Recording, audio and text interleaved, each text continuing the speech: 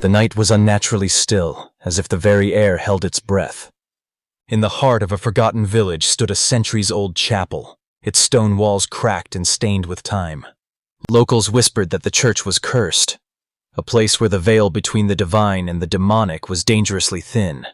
Father Gabriel, a young priest with unwavering faith, arrived to restore the chapel and bring light back to the forsaken place. He was determined to cleanse the darkness that had taken root. But as he crossed the threshold, an icy chill crept down his spine, the kind of cold that no fire could chase away. The chapel's interior was cloaked in shadows. Flickering candles cast twisted shapes on the peeling frescoes depicting angels and demons locked in eternal battle. Gabriel knelt to pray, but the silence was broken by a faint whisper. At first he thought it was the wind, but the voice grew clearer, chanting in a language he did not recognize. As days passed, strange things unfolded. The confessional booth, once a place of solace, became a trap of terror. Gabriel heard frantic murmurs pleading for salvation, but when he opened the door, no one was there.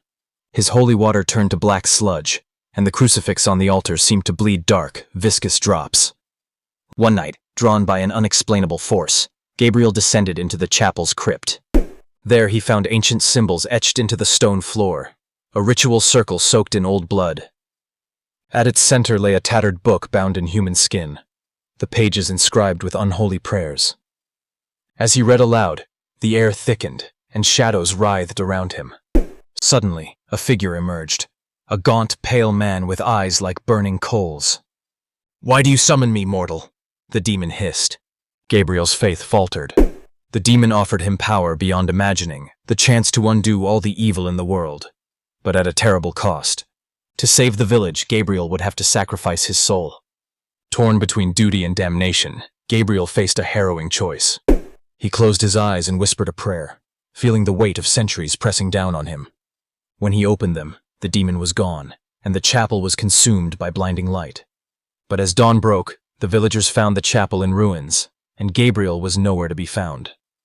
Some say he became a guardian spirit, forever battling the darkness. Others whisper that his soul was claimed, and the chapel's curse lives on, waiting for the next faithful to enter and face the ultimate test. In the end, faith may not be enough when the shadows come calling. Yet the story did not end with Gabriel's disappearance. Whispers spread among the villagers about strange occurrences in the days that followed. Children spoke of glimpsing a shadowy figure near the ruins, a silhouette that seemed to flicker between human and something else. The elders murmured of a presence that watched over the village, unseen but palpable. One evening, a young woman named Alara, known for her curiosity and bravery, approached the chapel ruins. She carried with her an old lantern passed down from her grandmother, whose own mother had once been the chapel's caretaker.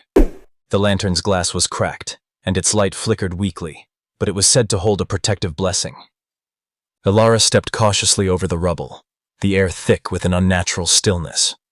As she neared the center where the altar once stood, the ground beneath her trembled softly, and the faint sound of chanting echoed through the broken walls.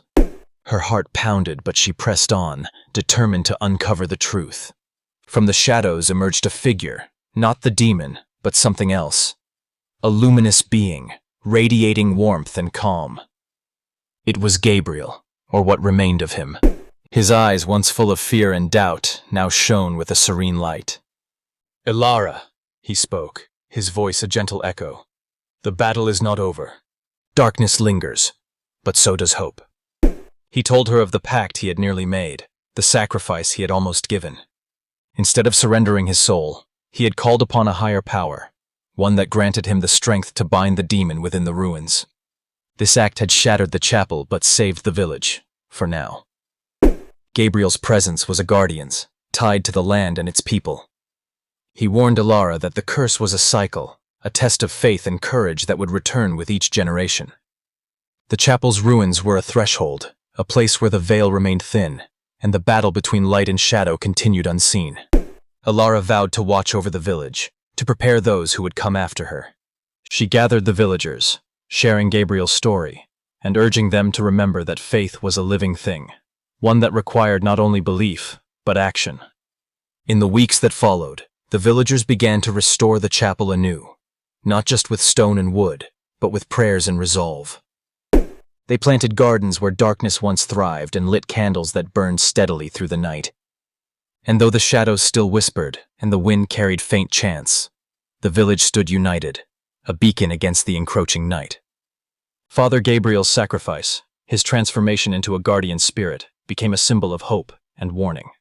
The villagers learned that faith alone might not banish the darkness, but combined with courage, compassion, and community, it could hold it at bay. As seasons turned, the story of the cursed chapel passed into legend, a tale told by firesides and in hushed tones to children. Some dismissed it as myth, others as a lesson. But all knew that the chapel, with its cracked stones and ancient shadows, was a place where the unseen world brushed against their own. And so, the cycle continued. Faith tested, shadows confronted, and the eternal struggle between light and darkness played out beneath the watchful eyes of those brave enough to face it.